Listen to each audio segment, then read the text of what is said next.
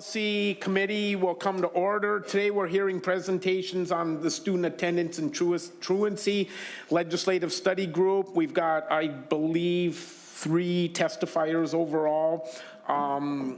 Nick Nigro, Colleen Cobble, and somebody from Burnsville, I believe, as well. Okay, but before we begin, there were a couple people we missed last time on introductions, and I think they're all the pages, and Senator Miller. So those are the 3 people. So if the pages, come on out and don't do that thing you did in the other committee, okay?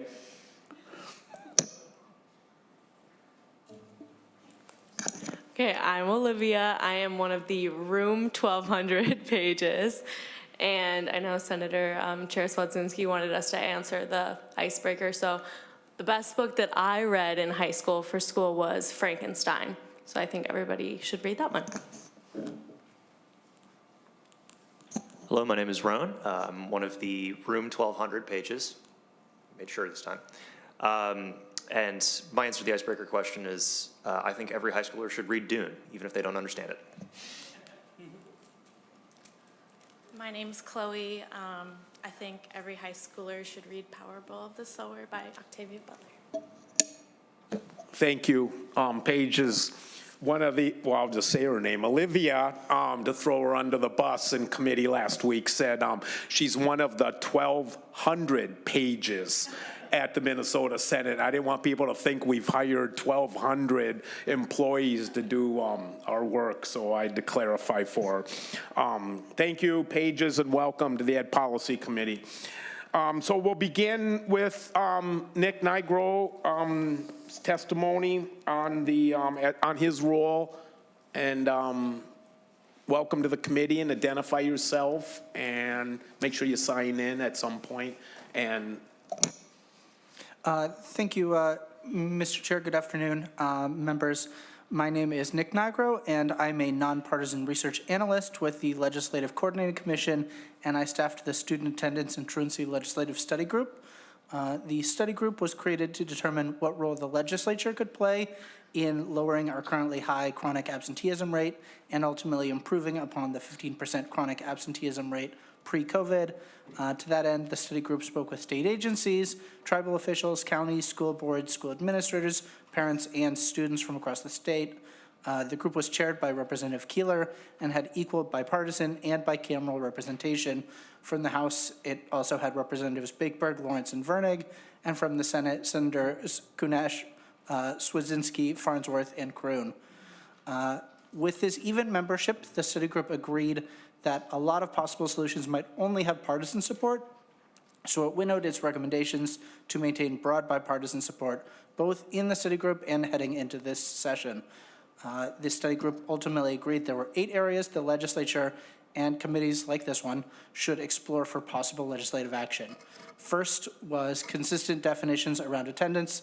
As you will likely hear from the pilot program after me, how absences are defined can differ between neighboring school districts, and this muddied language makes it very hard to talk about how precisely bad truancy rates are across the state. Aside from the option of defining things in statute, the study group was hopeful that the student attendance pilot program can work with the Minnesota School Board Association to proliferate more uniformity on this front. The second recommendation was about coordination among state and local agencies. The study group sees that multiple agencies and organizations touch on this issue. You have MDE and DCYF, but also the Children's Cabinet or the Minnesota Youth Council. With these multiple groups, the study group hoped that they can act as partners and help report on the successful programs local school districts are currently implementing to reduce truancy, and also act as messengers to spread successful ideas across to other school districts. The third recommendation was about community engagement, particularly around school credit for cultural and lived experiences. This recommendation came out of conversations with tribal members who plan to pull their kids out of school in the fall for ricing season. Native students consistently have among the worst truancy rates, and that has a long and historic reasoning, but the study group isn't ready to tackle something as monumental. But one small means of chipping away at that would be for schools to give credit for cultural activities like ricing. The study group did not come to a conclusion about whether changes should come from statute or should be encouraged to happen within local school districts. The fourth recommendation was for MDE to explore increasing data on attendance. MDE provides limited data on student attendance rates, and the study group heard lots of interest in more data, such as breakdowns by age or by severity of truancy amounts. Providing this data would be extra work for the department, and having access to it would not magically lower truancy rates, but there was interest both from stakeholders and study group members that the department provide more data and more timely data. The fifth recommendation was to examine the laws around data sharing between school districts and counties. The study group heard multiple times about the difficulties with data sharing due to both state and federal laws protecting students' data. The study group saw there could be an opportunity here to clarify statutory language in Chapter 13, so counties and county attorneys' offices can intervene earlier while still protecting students' data privacy. The sixth recommendation was about exploring school staff dedicated to reducing truancy. As you all know well, funding can quickly become a partisan issue, including restrictions on how funding should be spent or can be spent. So the study group tried to steer towards a more bipartisan position, just that this is an important role various school staff take on, and it should be supported in some form or fashion by the legislature. The seventh recommendation was about exploring transportation of students to and from school. Getting kids physically to school is obviously a big piece of this puzzle, and the study group saw this as an area where state law about busing or Type 3 vehicles could be re-examined. And finally, the eighth recommendation was about exploring community support. Instilling an importance of school attendance across Minnesota is not an easy thing, but there was broad agreement in the study group that we need to prioritize getting kids to school, both socially and culturally. The study group additionally recommended the bill in Appendix A of the report, which should be in your packets. That legislation does not create any new language. This bill would just bring the myriads of statute that touch on this one issue into a single home. This bill is a good encapsulation of what exactly the study group studied, which is that we have a complex web of state statutes spanning multiple chapters that make up our current attendance laws. Mr. Chair, members, those were the study group's recommendations. I'm happy to answer any questions. Thank you, Mr. Nigro. Members, questions? Senator? Thank you. Thank you, Mr. Chair. The recommendation number 5, data sharing between districts and county governments, the only thing you mentioned was so that county attorneys could intervene earlier. Can you just say more about what that would mean? Because I'm hearing like prosecuting people earlier, and I don't love that. So I maybe want to understand a little bit more about what that would mean. Mr. Chair, Senator McQuaid, it is my understanding that the way statute has been interpreted, it is that schools have to wait until students hit a certain truancy threshold before they can intervene, and that doesn't just mean criminally, but a lot of counties have diversion type programs as well, but they're still largely not informed until that threshold is hit, and so county agencies like their Health and Human Services agencies and their county attorney's offices are all hoping that they can catch students before they've sort of fallen through the crack and intervene earlier. Senator McQuaid. Thank you, Mr. Chair. Thank you. That was really helpful. I remember a few years ago we tried to decouple services through the county for families who are experiencing, myriad issues from Child Protective Services, and I'm wondering, was there a conversation in the working group about, are the county attorneys the trigger for diversion programs, or is there a separation there where somebody could be, referred to a diversion program or referred to other county services that doesn't necessarily go through the county attorney's office? Mr. Chair, I'm not sure if other nonpartisan staff has examples, but I know in Hennepin County, they have a Be at School program that's sort of a diversionary program, and that runs through the Hennepin County Attorney's Office, but it's obviously not like a criminal prosecution program. It's still just under their umbrella. Members, further questions? Well, I have one, Mr. Nigro. So maybe, perhaps, along with Representative Keeler, the only person that attended every single session. Of the 15, 20 students who testified, can you share with us what you think are the takeaways from those students? If you recall, I know some of these meetings go back to June, but if you have a comment or two from what those students said of what they attribute absenteeism to, I would appreciate that. Thank you.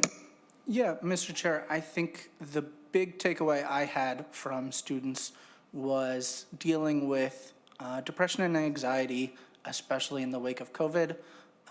You heard lots of adults talk about other aspects that they saw, but that was really what every student seemed to hit on. It was about health impacts and feeling anxious about school and feeling depressed about school and life, and that being a big reason why they either didn't go to school at all or were skipping classes. And they all seemed to really be interested in more mental health professionals at the school. And I know some of them talked about the issue of needing parental approval for seeing a mental health professional, and sort of the catch-22 that had created, where a student is anxious about school and the idea of talking to their parent about their anxiety just made them more anxious. And so they weren't necessarily seeing mental health professionals. That was my big takeaway from the students. Thank you.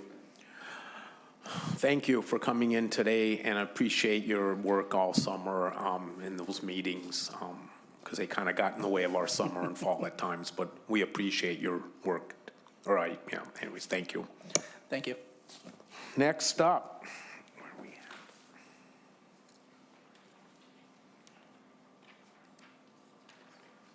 Colleen Cabo from Minneapolis Public Schools, and your phone of friends.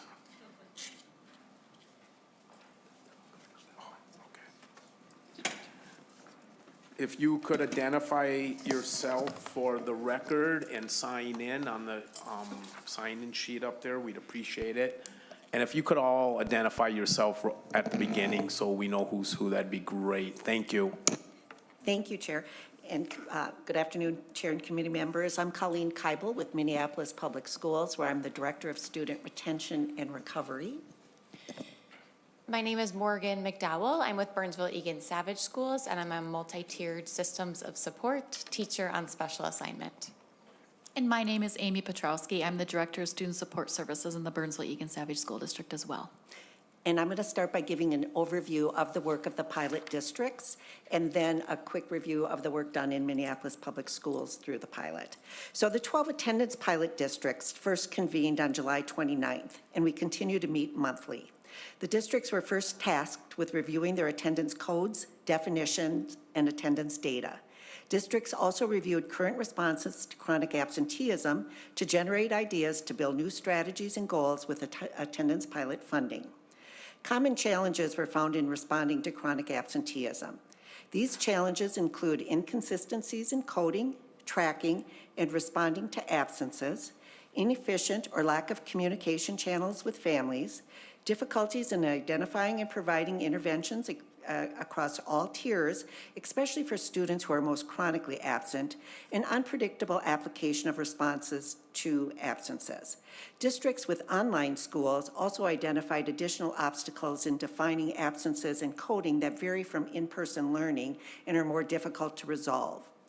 A review was done to identify the amount of learning time absent each pilot district counts toward a student being a full or partial day absent. The discovery was made upon review of this data that some districts are coding differently internally, allowing each school within a district to make their own determination on coding and counting absences. All districts expressed value in having a statewide definition to determine what amount of time absent converts to a full or partial day absent, what amount of time is considered tardy or absent in a period, and a clear definition of absence codes that are exempt. Pilot districts will continue to explore the coding and counting of absences after each district has had time for correction of internal counting and coding procedures. This will include recommending manageable coding definitions and counting guidelines that allow comparable data between schools and districts statewide. This work will be done in partnership with MDE and will start this summer.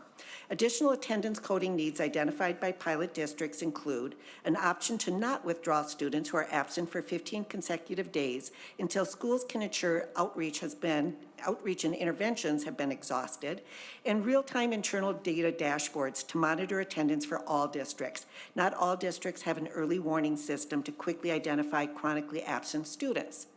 Districts reported that they found positive impact when school staff focused on early intervention, prevention, and personalized positive outreach to families, even over a short period of time. Some of the shared strategies across the pilot districts include mentoring and success coaches for students. Mentors identified for the pilot include existing staff, newly employed mentors, and partnerships with the Minnesota Alliance with Youth for AmeriCorps Promise Fellows. A focus on communication with families that includes identification of messaging techniques that communicate the relevance of attendance, including text messaging, nudge letters, and linguistically appropriate messaging. Home visits done by family navigators, student engagement specialists, and student support staff. Bringing in the inclusion of student voice with student-led attendance teams and surveys, community partnerships built with county, tribal, and city agencies and local nonprofits, increasing family engagement with surveys, personal outreach, and family engagement specialists, mental health supports that include both internal and external partnership, and alignment of attendance coding, procedures, and policy. So that's an overview of the work of the pilot districts, and I'm going to speak a little bit to the work of Minneapolis Public Schools in particular. So in Minneapolis, our state attendance pilot objectives are to promote student attendance and assure that absences are effectively addressed. Pilot funds will be used to promote prevention and early intervention for student absenteeism on Tier 1 and Tier 2. In Tier 3, pilot funds will support the delivery of long-term intensive support that is personalized to the needs of each student and their family. To identify needs, a review of attendance data by district, school, ethnicity, special populations, and grade level was done. This slide shows the breakdown by ethnicity for the last 4 years. Within this data, we know that students receiving special education services and students in unstable housing have high rates of absenteeism. We learned during the pandemic that students who were connected to at least one caring adult had more success in navigating and persisting in distance learning. With the pilot funds, we aim to create equitable systems and opportunities that are strength-based and considerate of language, culture, and history. Instead of classifying students as at risk, we want to recognize and serve them by promoting their strengths, talents, cultural background, and tapping into their interests and identities. I want to point out that on this slide, you can see a spike of absenteeism in 2022, which was a year we had a teacher and ESP strike that pushed our school calendar well into the summer weeks. This is a breakdown of chronic absenteeism that would be, that shows both the mild chronic absenteeism, students attending 80 to 90%, moderate chronic absenteeism of students attending 70 to 79%, and then the most severe chronic absenteeism for students, a number of students attending 70% or less. So our Tier 1 intervention is student-led attendance teams. The teams are universal, school-wide foundational supports focused on prevention. Students are given charge to bring voice, become innovators of solutions, and be a central part of building warm, welcoming schools that feel safe and promote connections, achievement, and overall wellness to thrive. 14 schools are part of the pilot, serving all grade bands, each with a facilitator who has recruited students for participation, scheduled weekly or bi-weekly meetings, prepares data and relevant materials to track student participation, ideas, activities, and outcomes. Our Tier 2 intervention is personal outreach with staff members mentoring students. We have connected students who are chronically absent with a caring adult in their building to promote a sense of belonging. The target range for students served is 80 to 85% attendance. We have 16 schools, all grade bands, serving a minimum of 20 students per site. Each site has a facilitator whose role is to recruit staff members, to mentor students, and that facilitator also identifies students and provides feedback and support to the mentors mentoring our youth. The next slide is is really pointing out who's going to be served by our Tier 3 support. So we started by reviewing how our most chronically absent students are currently served. Our school staff make county referrals when all internal measures of intervention have been exhausted. The intent of each referral is to connect our most disenfranchised students and families with resources and additional support. The number of Minneapolis referrals has decreased dramatically due to a change in our student information system requiring more time to submit referrals, and also significantly contributing to the decrease in Be at School referrals is the low number of families accepting service, the number of students repeatedly referred each year, and school staff perception that referrals can cause disruption and distrust to the school-family relationship. This slide shows 2024 data from the Hennepin County Be at School website. The slide shows that these are Minneapolis students, that 39.3% of the students, 1,797 students we reported to Be at School, were referred to an agency for service. Of the 707 referred to an agency, just under 21% accepted service, which was 149 students, meaning our overall agency service referral rates for the 1,797 students was only 8.2%. And this is just a really quick overview of this. So you ask who are the 1,797 students referred.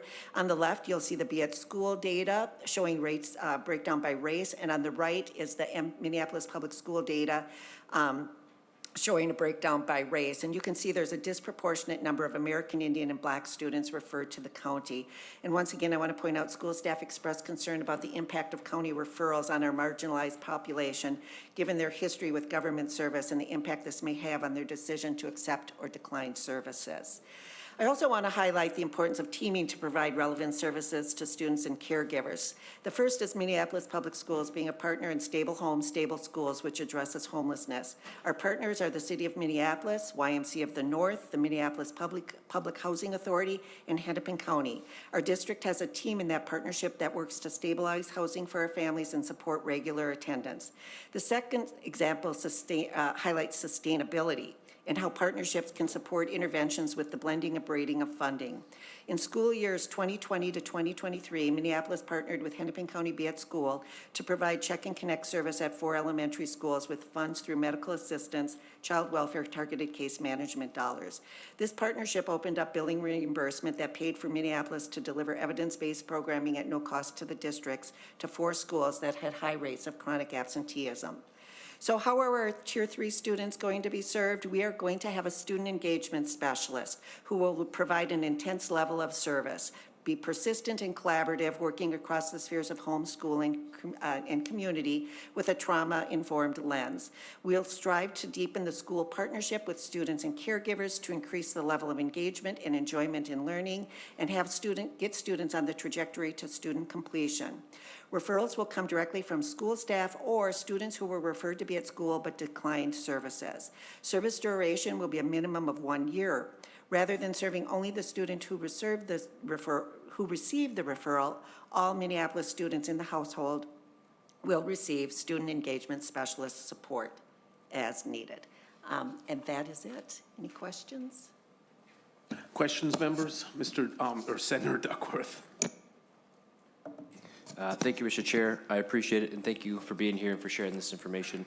Could you just do me a favor and at least for the Minneapolis School District, just explain to us like what's supposed to happen, right? If a student is consistently absent from school, how is it supposed to play out, and then how is that differing from what we're kind of seeing? Well, ideally, it starts with the school doing as much outreach and intervention as possible. So we do daily phone calls. It can be a robocall, it can be a email, text message, personal phone call home, outreach to the family to let them know the student is absent without a valid excuse. Sometimes we'll get that answer of why the student is out. Sometimes, many times, the calls go unanswered.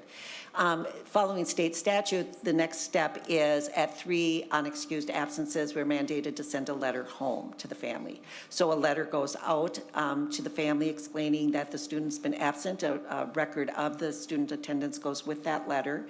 And then a phone number of usually the school social worker who they can connect with if they have any questions or need any support. We have student support staff that are often in each building doing outreach outside of those letters. If the unexcused absences continue following state statute at 7 or more unexcused absences, a referral would go into the Be at School Hennepin County Truancy program. Okay. Can I ask a follow-up, Mr. Chair? Thank you. So the 3 or the 7, are those consecutive absences or are those just cumulative? Is that kind of what triggers the process?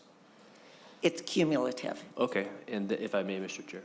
And so I can see, obviously, the district doing their part, doing all this, that hits the 7-day mark. You inform the county. Can you speak at all to then what happens there, or what's supposed to happen for us? Thank you. Yes.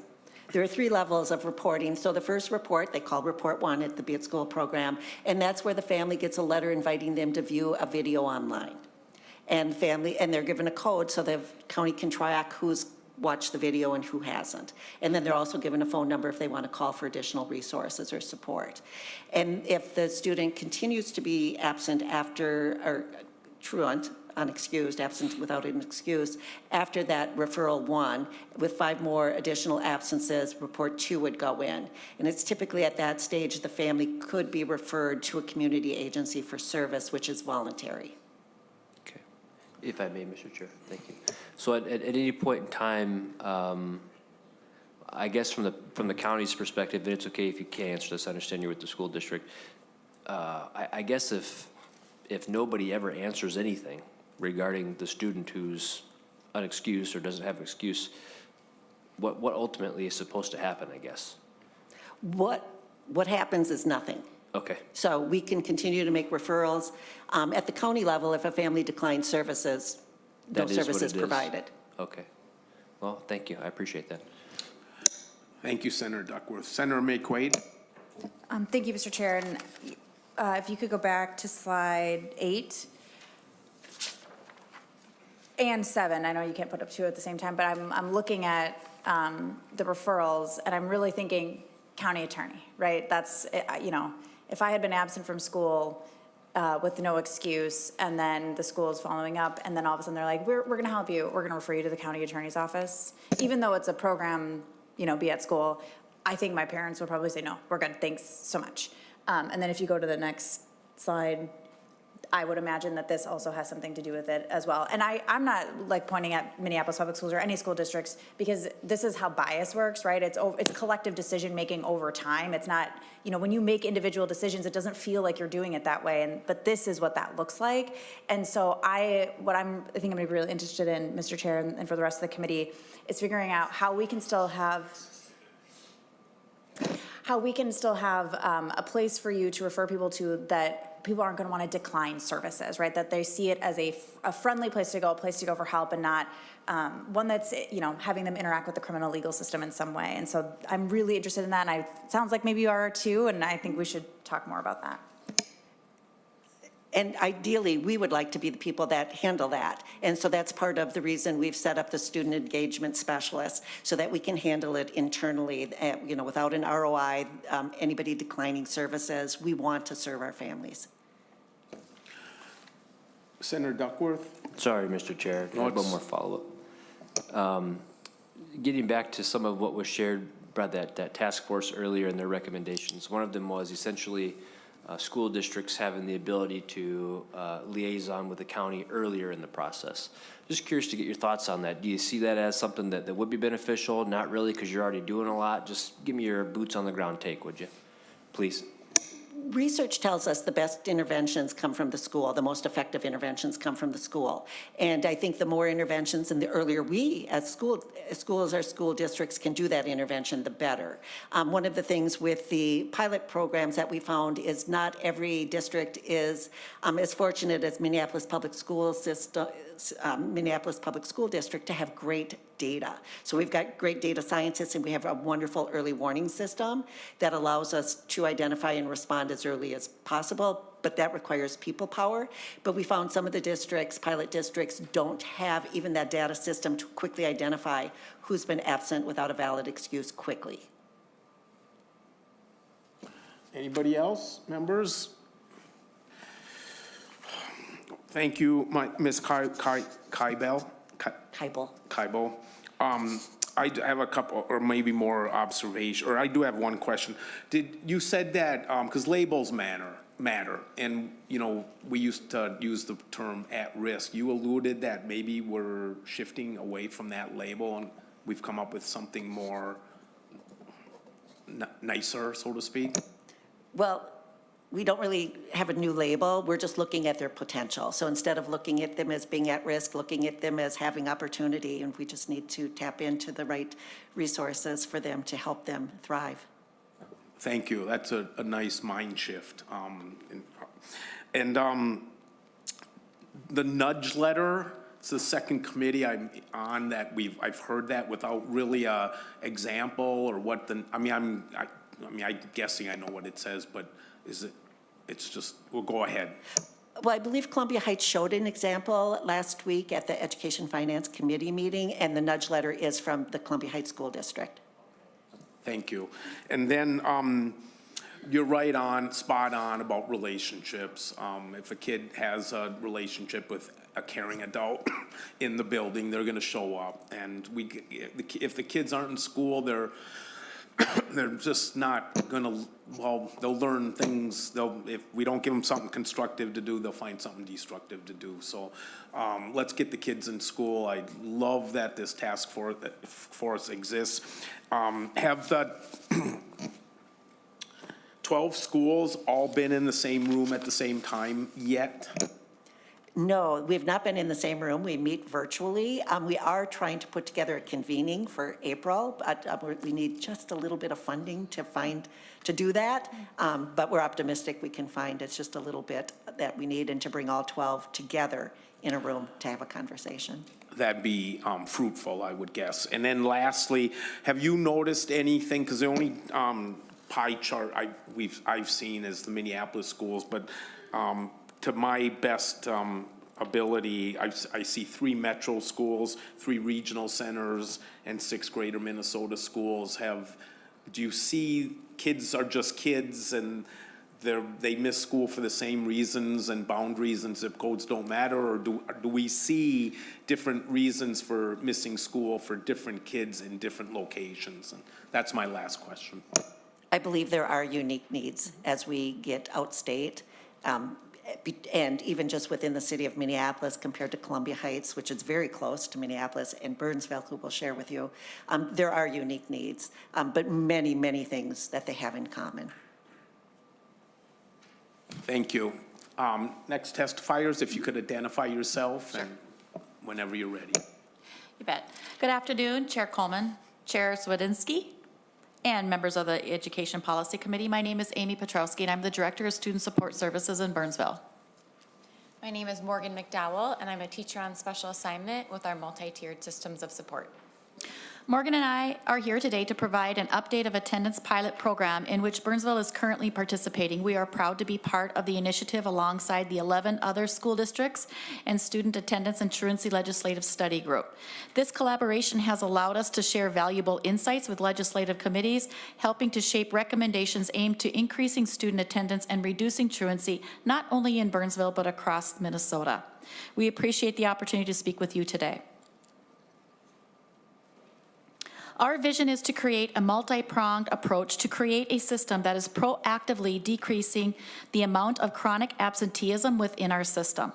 Research consistently demonstrates that collaboration among families, schools, and communities has a significant positive impact on student attendance, academic achievement, and attitudes toward learning. These efforts ultimately contribute to increasing graduation rates. Our focus areas include elevating staff to build strong, trusting relationships with students and families that center around academic success. Empowering families to provide tools, resources, confidence, and to actively participate in and support their child's learning journey. Welcoming, engaging environments to foster responsive learning environments where all students and families feel valued and included. Partnering with the community, collaborating with the community organizations to enhance literacy and provide responsive, culturally relevant instruction. To achieve these goals, the following resources and strategies are critical. Attendance intervention roadmap that coordinates and facilitates a detailed action plan for our multi-pronged attendance strategy, systematic engagement deploying proactive systemic resources to address attendance challenges and support interventions. And then of course, training and development to implement training programs for site leaders, support staff, social workers, counselors, and teachers to equip them with the tools and supporting attendance and engagement. We recognize that students may face a variety of barriers leading to chronic absenteeism. Our proactive approach emphasizes the building authentic relationships with families and students to ensure they feel welcomed, supported, and valued within our school communities. By addressing these barriers collaboratively, we aim to create an inclusive environment that promotes consistent attendance and student success. To provide context, District 191 serves approximately 7,500 students in grades K through 12. We are racially and linguistically diverse community with 72% students of color, 27% students eligible for limited English proficiency services. Additionally, 17% of our students receive special education services and 56% qualify free and reduced meals, highlighting the need for our targeted student support initiatives.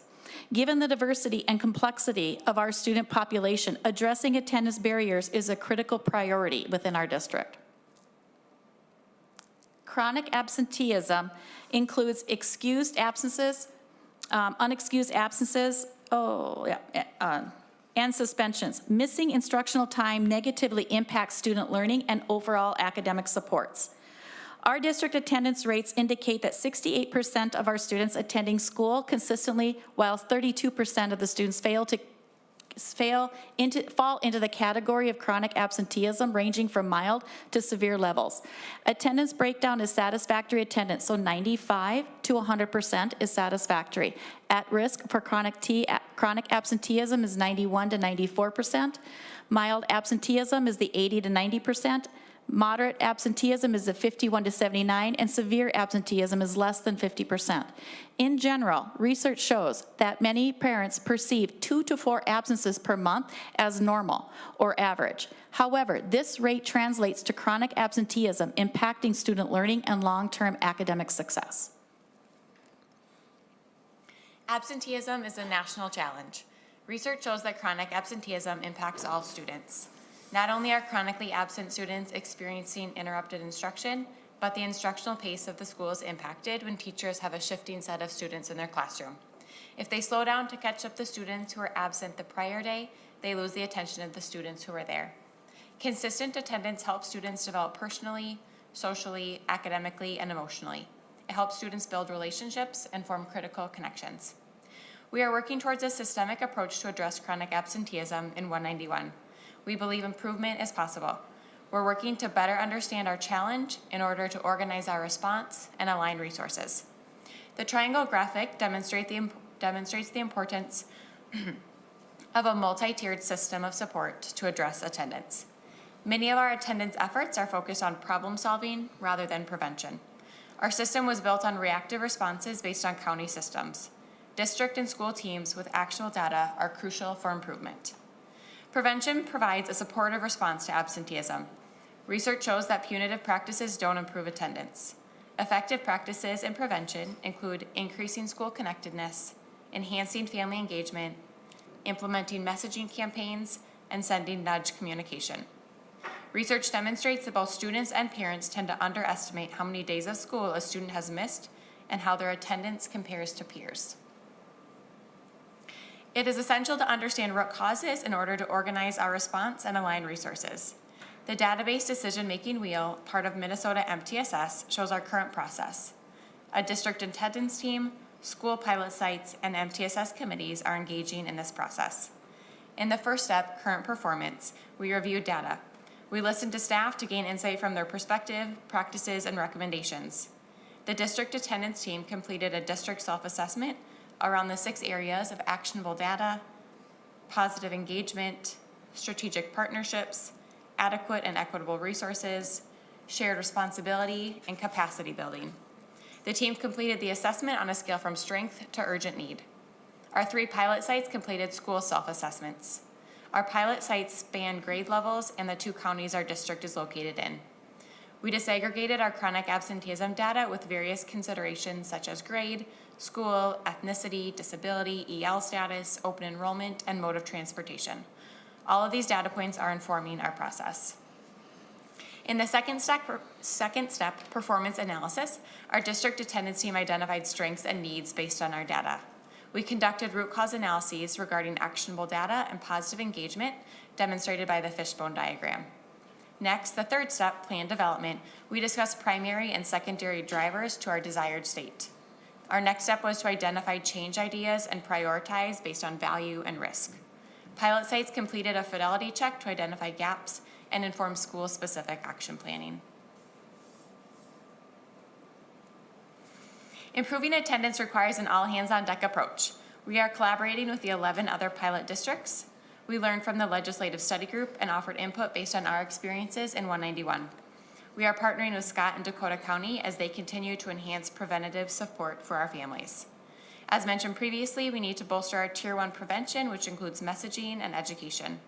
We met with clerical staff to better understand current practices and work towards consistency.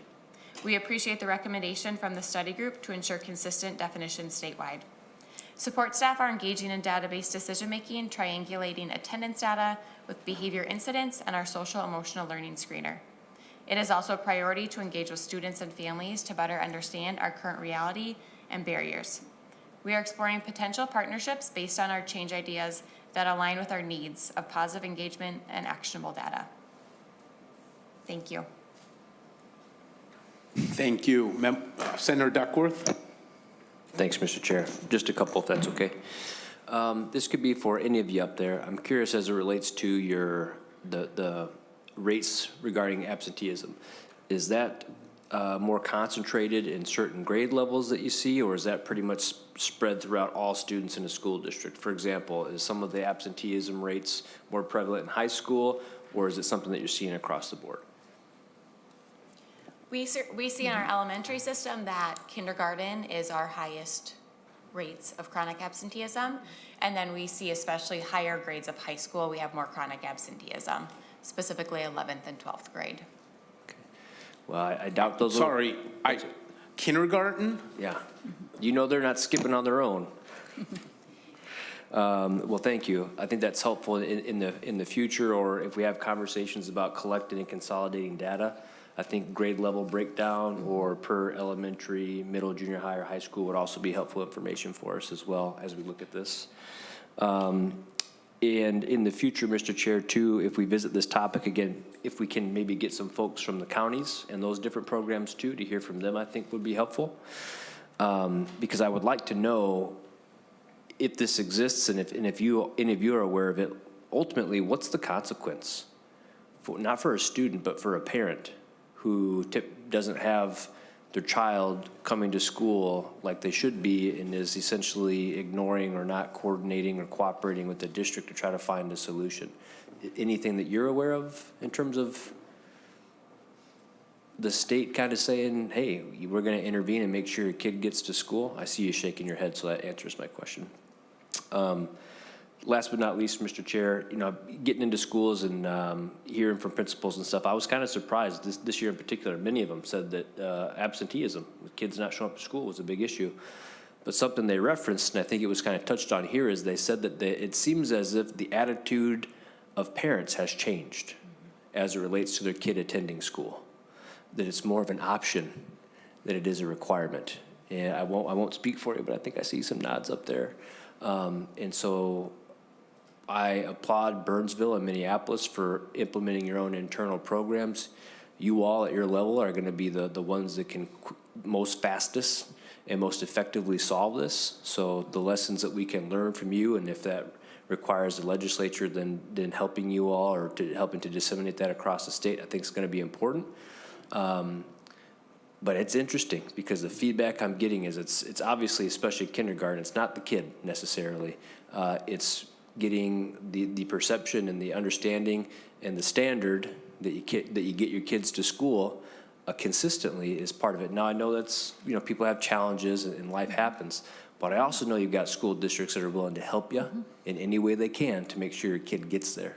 And a lot of what we talk about, Mr. Chair, are literacy rates and scores on math and science tests. And the more we sit here and listen to these folks share this information, the more I'm realizing, well, it's not always necessarily just about the curriculum or the READ Act. It's about the kids actually being there consistently to get the instruction. And that would probably be just as impactful to helping us increase those scores across the state for our kids. So thank you for having this be the topic of our hearing today. And I think we should probably do a few more. And we really got to find a way to fix this and fix it soon before it kind of becomes the norm. Otherwise, we're really going to be in trouble. Thank you. Senator Abler. Thank you. I just this is a really interesting topic, and something that Senator Duckworth mentioned triggered my memory, which is getting harder these days.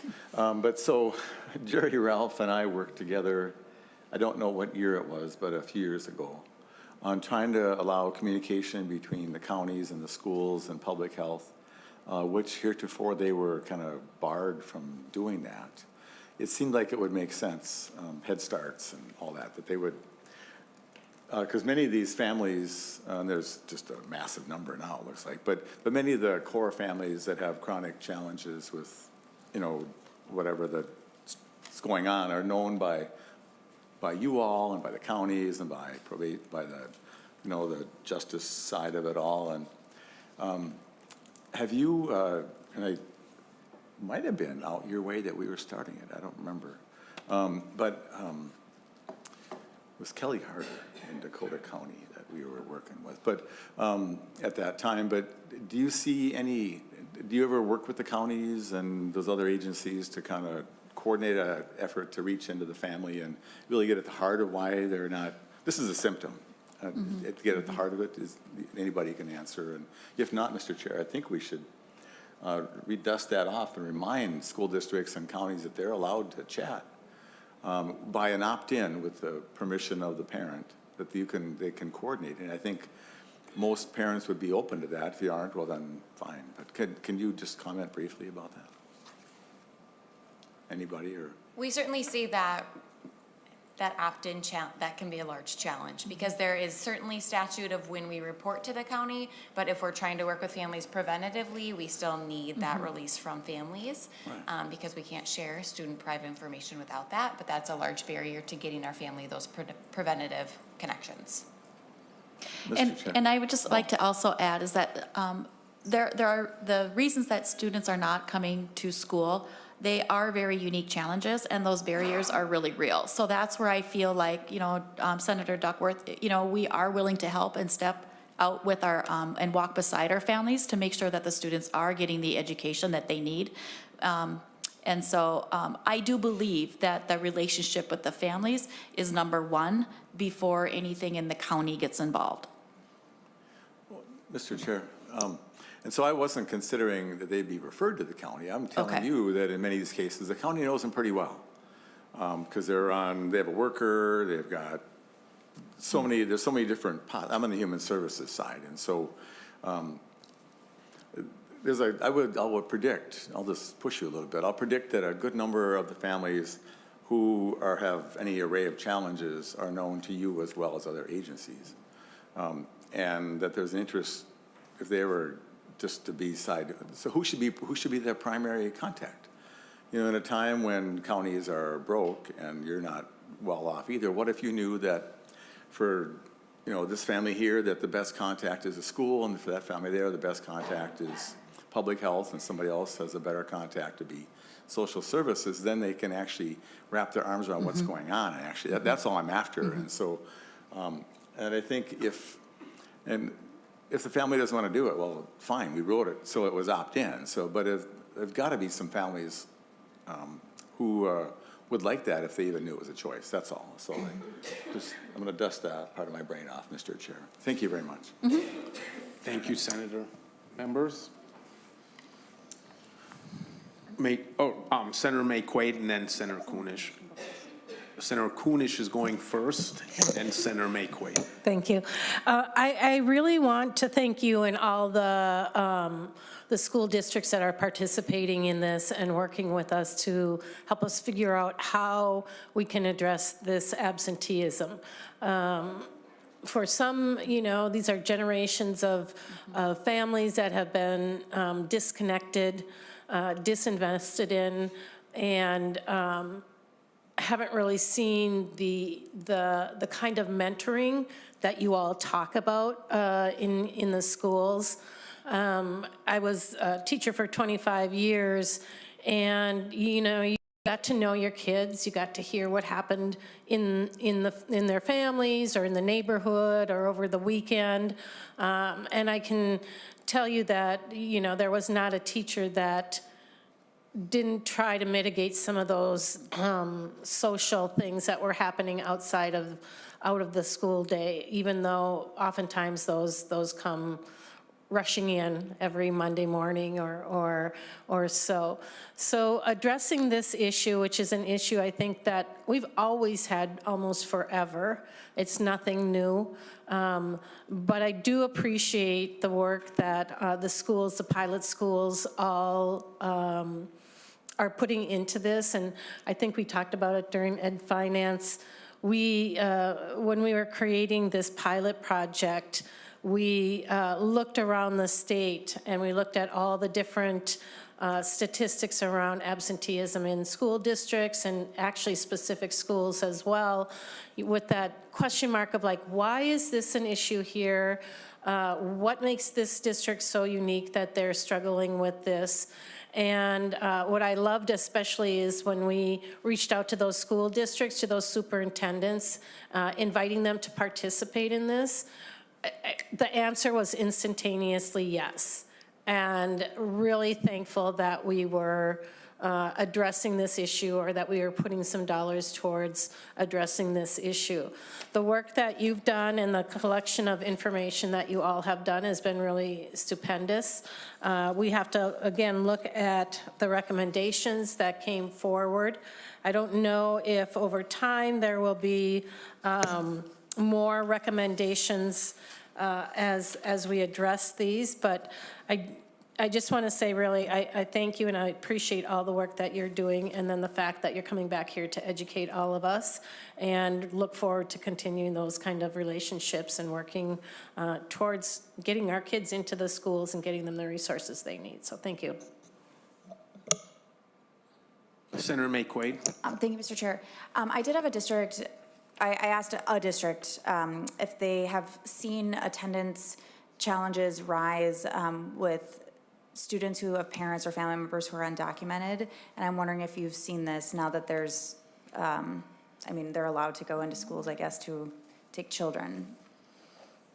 Yes, I would say that's a very real fear that is impacting our attendance. Thank you. Okay. Thank you.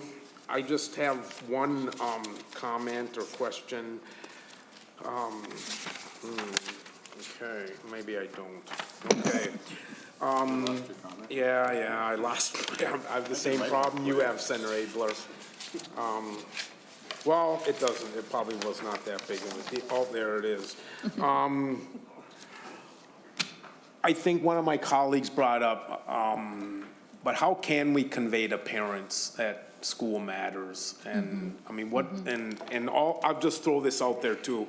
I love these 8 recommendations. I know there's a broad philosophical statement in these 8 recommendations, but if you have any ideas today that we could pass into legislation this session, A, that doesn't cost a dime, okay? That's number 1.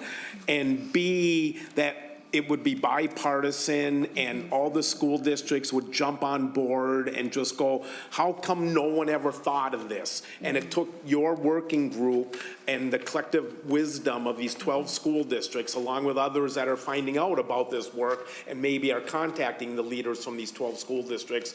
And so, because we want kids to be in school, and we all agree on that. And so it's not like this would be a partisan issue. So if you have any ideas right here, right now, that we could get the ball rolling and somebody on this committee maybe even can start drafting legislation, we'd love to hear that, because these numbers are discouraging, they're depressing, and you know, especially the kindergarten thing, I'm so sorry that I overreacted. I'm just astounded.